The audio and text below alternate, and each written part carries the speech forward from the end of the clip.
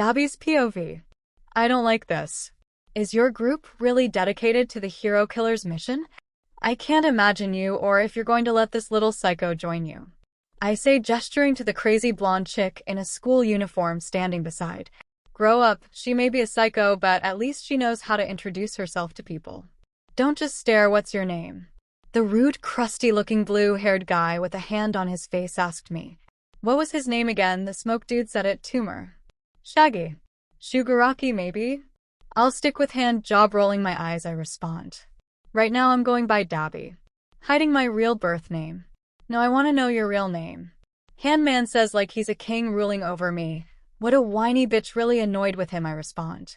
He'll tell you when you need to know it. In any case, my new purpose is to carry out the hero killer's will. I kinda zone out for a sec, all I hear was patchwork and that pissed me off. Back to reality, Krusty was about to attack me, so like any normal person I attacked back. Readying my hand to release a burst of blue flames toward the light blue-haired asshole, but then a purple warp gate appears in front of my arm, appearing in a random direction. Purple smoke mom. I think his name was Kurojiri. He was talking to Handjob. I was not listening to their conversation. The warp gate disappears and the crusty bitch storms out of the place. That guy makes me want to vomit. Sure, I was mean, but that's who I am. I'm a mean guy. Kurojiri was going on about how he is a good leader and is making a decision if he will let us into the league. Knowing that the meeting was over, I start walking towards the door, taking my leave, until I feel the weight of someone jumping on my back. Hey, Dabi-kun, can I have your blood? Sei said in an insane voice, smiling like a creep. No, now get off me before I burn you into a crisp. Looking at her with the coldest glare I could make. If looks could kill, she would be so dead. Shrugging her off, she looks away and pouts like a child. What is with this whack job? I think to myself. Opening the door to leave and slamming it shut, I walk away from the bar, tired from the long day. It was almost 1 a.m. as I walk along the slightly illuminated street, staying in the shadows, not trying to get caught by the heroes. Heroes, more like washed-up scumbags who only help people for their selfish desires. They're always doing it for the money or the fame, not taking a second look for people actually in need. There's only one hero who has the right to be called a pro. I'm snapped out of my mini rant with myself as I hear the sound of quiet sobbing and talking coming from the alleyway in front of me. Slowly rounding the corner into the alley, all I mostly see is darkness with slight silhouette of people. Looking closer, I see a group of pro heroes surrounding something on the floor. Speak of the devil, thinking to myself. Getting curious, I walk closer, starting to hear what they're saying. Come on kids, you know it's not good to steal. Only villains do that. And do you want to know what we do to villains? One guy said, who I assumed to be the leader of the group. We eliminate them. He said, raising his fist. Please just leave USA alone, we are starving to death here.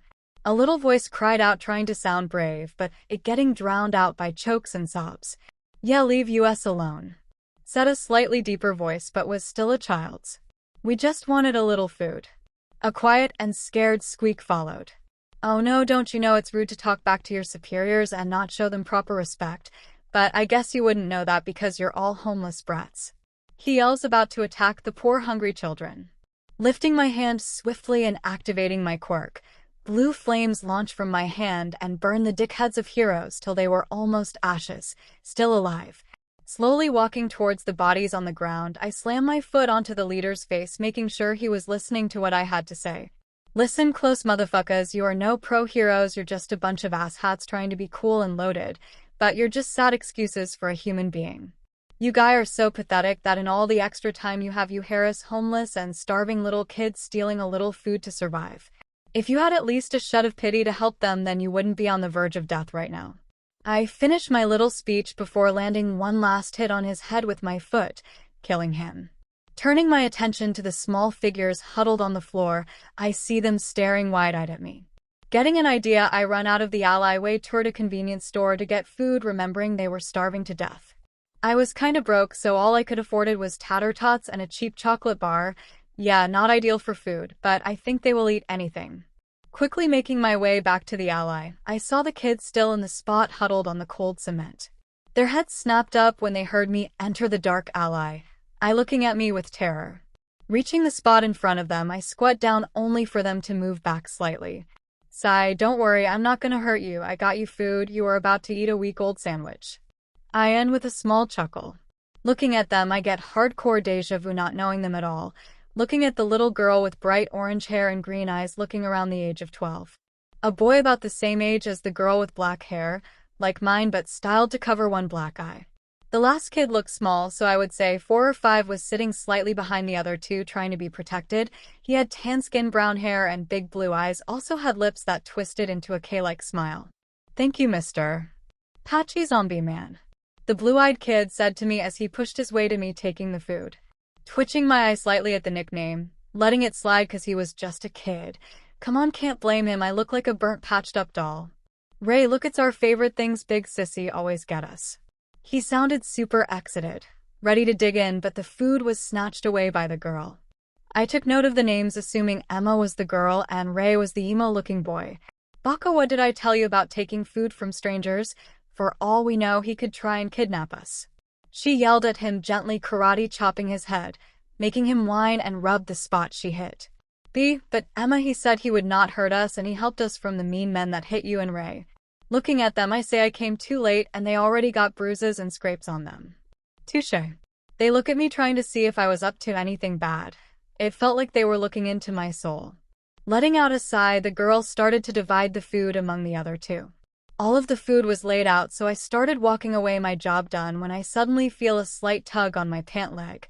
Looking down to the source of the pulling, I see the little kid named Phil looking at me with puppy dog eyes. Raising my eyebrow in a confusing way, asking him what he wanted. Where are you going, Patchy Zombie Man? You have food to eat. Furrowing my eyebrows together, looking back at them, seeing an extra pile of chocolate and tater tots for me. Phil pulled me to sit between him and Ray, Emma across from me in a circle. After I sat down, the kids all put their hand in a prying motion for a couple seconds and then practically inhaled their food piles. I was surprising how fast they ate. They must have been starving. Not being very hungry for no reason, I pushed my food toward the 3 kids. They were all done eating and looked at me with surprise. Patchy Zombie Man, why are you not eating your food? The innocent boy asked. I'm not hungry. You guys can have it. You need it anyways. You're all skin and bones. I say, looking at them all, reach for it and sharing it. It kinda makes me happy to see them all happy even when they are barely surviving. Kinda brings me back to when I was a kid and me and my siblings would play with each other. Kinda brings me back to when I was a kid and me and my siblings would play with each other. Thanks a lot, Mr. Forgetting that she didn't even know my name. Thanks a lot, Mr. Forgetting that she didn't even know my name. Chuckling a little. Dabi, I gave them my name hoping they would trust me more, even though it was fake. Oh well, thanks big bro Dabi. The black hairs kid just nodded in response. Quiet one, I thought. Yeah, thanks a lot, Mr. Patchy Zombie. Phil says, only to get a hard chop to his head. Yeah, thanks a lot, Mr. Patchy Zombie. Phil says, only to get a hard chop to his head. That's not a nice thing to call big bro Dabi. The outburst was followed by a loud ow and bickering. That's not a nice thing to call big bro Dabi. The outburst was followed by a loud ow and bickering. I lightly smile at the sight of the siblings, tease each other, and laugh together. Every day after that encounter with the 3 siblings, I would go to the alleyway with not much food. I'm broke, okay? I would play with them and tell stories, and they would tell me stories mostly about their older sister who had cared for them for so long. I would play with them and tell stories, and they would tell me stories mostly about their older sister who had cared for them for so long. Hey guys, where is your sister right now? Shouldn't she be with you? You know, to protect you. Asking the question that had been nagging me all this time. Obid Sissy went to get a strong quirk to help protect us and to keep her promise. Knowing all about the promise due to the stories the kids tell. I frown at the thought of how she was going to get a quirk. But dropping the subject when I see their faces, sorrow was written all over them, probably from missing her. At the store when you have escaped the lab. Looking through the chocolate bar aisle looking for the kids' favorite, I hear the old woman running the shop yell. When? Sweetheart, it's been so long since the last time you doped by. What on earth are you doing here at this time? Gaining the attention of everyone in the shop. Stopping what I'm doing to look at who she is talking to, I see a girl with hair color and big eye color, looking a bit shaken from the question. I'm not going to lie to myself, she was good looking, but something felt familiar.